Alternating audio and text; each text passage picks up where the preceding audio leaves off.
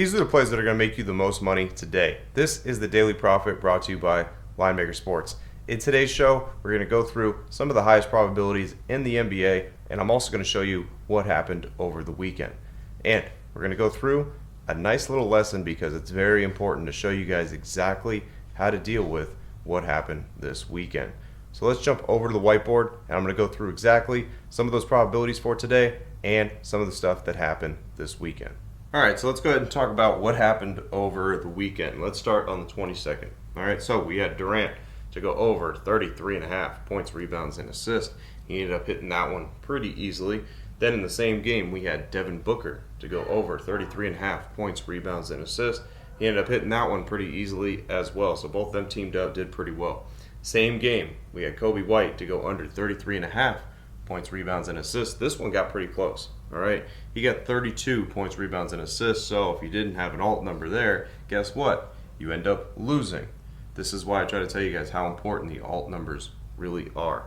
Then in the same game, we had Vucevic to go over 30 plus points, rebounds, and assists.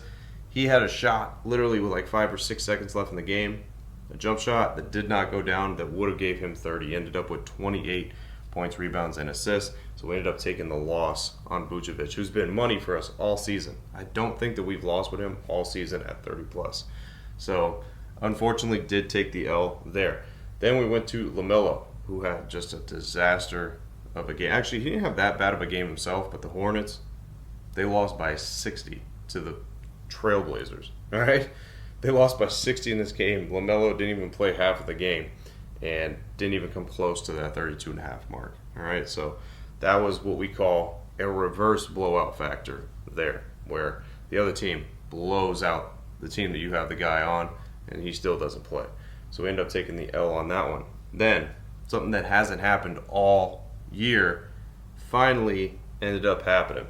We had the F-bomb for Durant to go over 30 plus. This was on Sunday, and he ended up not doing it. I don't know what happened with KD in that game. He couldn't get a shot to go down. Just couldn't. And he actually didn't even come too close, to be honest. I think he had like 24 points, rebounds, and assists.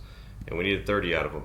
And he ended up not getting that. So we ended up taking the L for the first time this year on the F-bombs. All right? But then we followed that up with another F-bomb with Jaren Jackson to have over 24.5 points, rebounds, and assists. He ended up hitting that one. That one got a little bit sweaty as well because he was in foul trouble the whole entire game. And then finally in the fourth quarter, he started to ramp it up a little bit. They put him in at the end of the fourth quarter, and he was able to surpass this number just by a hair. I think he had like 26 points, rebounds, and assists. Then we had Tyler Hero to go over 30 plus. He ended up surpassing that one pretty easily. No sweat there. Then yesterday we had another F-bomb to come through with Sabonis over 35 plus points, rebounds, and assists, where we got hit with the blowout factor, and the Kings ended up blowing out the Hornets. Again, another case of the Hornets screwing us there. And Sabonis didn't play the fourth quarter, so he didn't have an opportunity to get near that 35 plus. Then on Saturday in the NHL, we had Eichel to go over 0.5 points, and he ended up crashing and burning for us and didn't get no points in that game. So overall, throughout the weekend, we went 1, 2, 3, 4, 5, and 1, 2, 3, 4, 5 with the player props. All right, so we went 5 and 5. That is an L, okay? Because we need to be hitting 70 to 80% of the time. When you go 5 and 5, you end up taking an L there. So, which brings me to my point of trying to teach you guys that it's not always just winning. Okay, I know every time I do this show, this is like the 72nd show that I've done. And I don't even know if we've had one where I'm showing you guys a negative for the day or for the weekend. And this is part of sports betting. This happens. Okay, not so many people are going to show you this part because they want to show you the winning, the flash. They want to show you all that stuff. But they don't want to show you the real part where sometimes you end up losing. All right, we went the whole weekend, ended up losing, taking a L. It is what it is. You got to keep pushing. There's nothing you can do about that. This is what separates the men from the boys, all right? Because the boys end up tilting and losing all their money because they can't control their emotions on the losses, while the men just keep going, all right? They just keep going. They know the process that they're doing works, so they keep going. Now, I haven't had a weekend like this in a minute, so I suggest if you guys thought about jumping on the free trial whatsoever, make sure you guys start that today. So go down in the description and click the link, because like I said, the losing days, they come very few. So after that, usually it's followed up by a pretty big winning streak. So you could jump on that by clicking in the link, getting that 7-day trial, okay?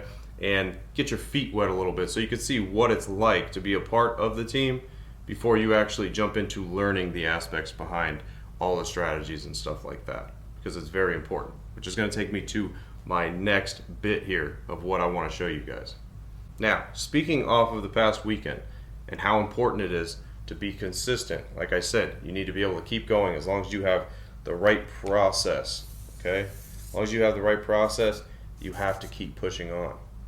You have to, because if you don't, you're just going to lose all your money, because your emotions, right here, your emotions took over, and next thing you know, you're emptying out your account, chasing bets, betting a bunch of stuff probably that has nothing to do with the process that you have.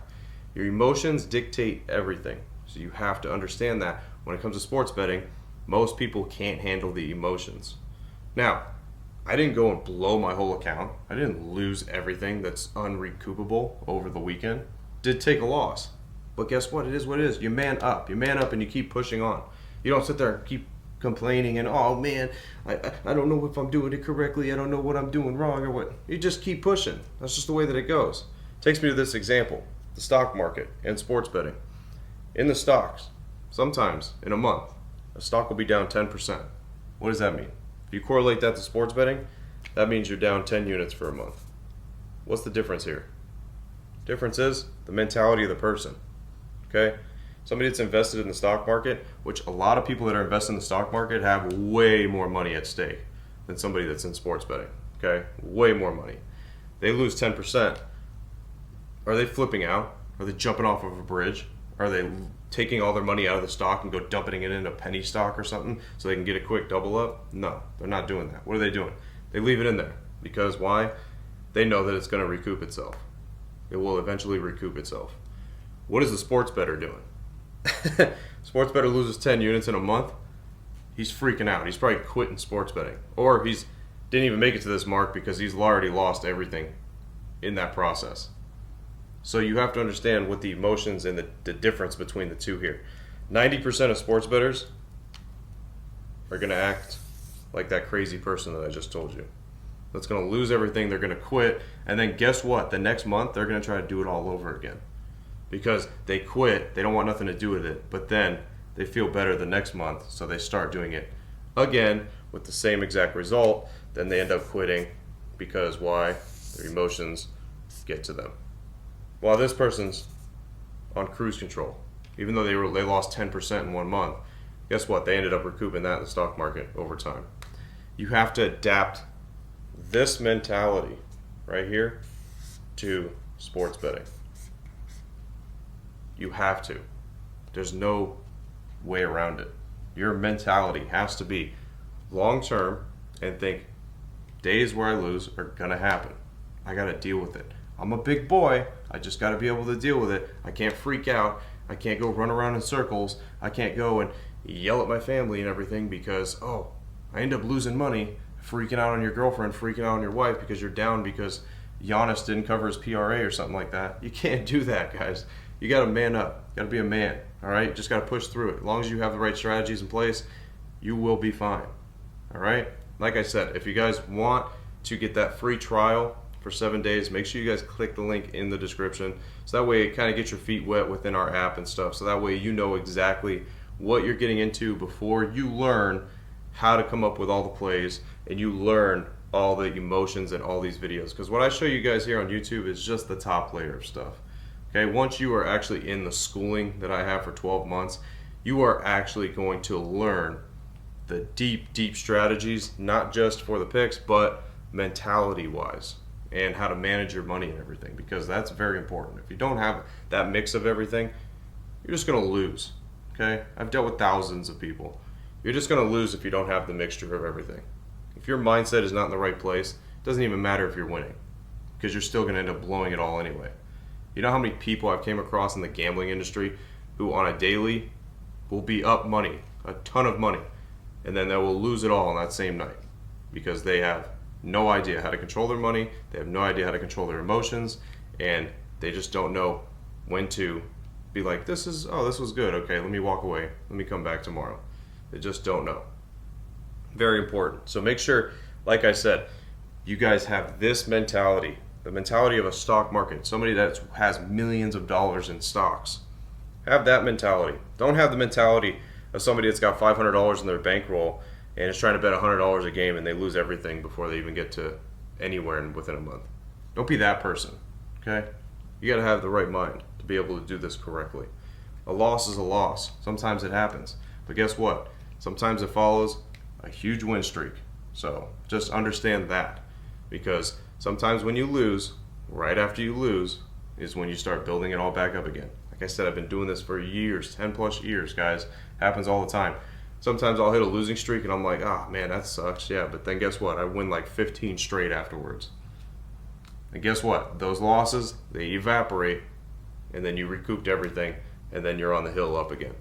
So understand how that works, because if you don't understand how that works, you're going to lose in sports betting, because you're not going to have the right mentality, and people are just going to clown on you and laugh at you. And I'll be one of them, all right? Because I know a lot of people out there that act like that. They take a loss, they take it to heart, they end up blowing their whole bankroll on something stupid, and then guess what? They quit, and then they come back 3 days later or the week later when they get paid, and guess what? They just keep doing that same process over and over again. So don't be a degenerate gambler, all right?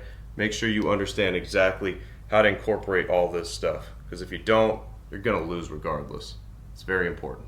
Now let's go ahead and get into today's play.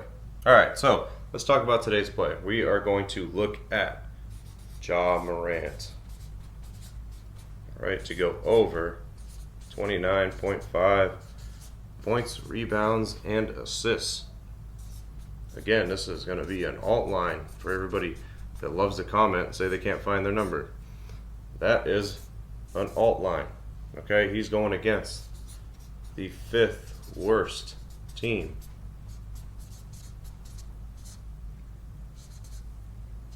Versus point guards. Percentage, 66% probability here that he's able to hit that number. All right. So, matchups, pretty good. Number, pretty decent. 29.5 is not a crazy number to be able to obtain. As long as he plays a full game, this should be a high-scoring game. All right, so we should have some good points in this game scored. Ja Morant should have a decent opportunity to be able to hit this number right here. Again, alternate line for everybody that's going to comment and say they can't find that line. You could find this line at FanDuel. You could find it at probably DraftKings. DraftKings likes to do it by fives, so like 30, 35, 40. DraftKings likes to do that for the alts. All right, so you can find those numbers. If you have Prize Picks and Underdog, you're not going to find those picks. Okay, you're not going to find this. All right, what you have to do is, if you have access to those apps, you have access to offshore accounts. So you could use BetOnline, BetUS, Fliff, Rebet, use all those to be able to find alternate lines. So there's no excuses not to be able to find certain lines, okay? Maybe you won't find the exact number, but you'll find within one or two maybe. And again, if you do your own research and you know what to look for, well, if I taught you what to look for, then you wouldn't worry, because then you could just adapt and learn how to come up with the percentages yourself. So again, like I said, make sure you guys click the link in the description if you guys want that 7-day trial, so that way you can see kind of what everything's about before you get ready to really take this serious. All right, so again, Morant over 29.5 points, rebounds, and assists. That's an alt line. He's going against the 5th worst team versus point guards. So should have a good shot there. 66% probability. Isn't the highest, obviously, but it's a decent probability. So we should have a decent shot there for Ja Morant to be able to surpass that number tonight. As always, guys, I'm Frank from Linemaker Sports. I'll see you guys in the next show. Till then, I'm out.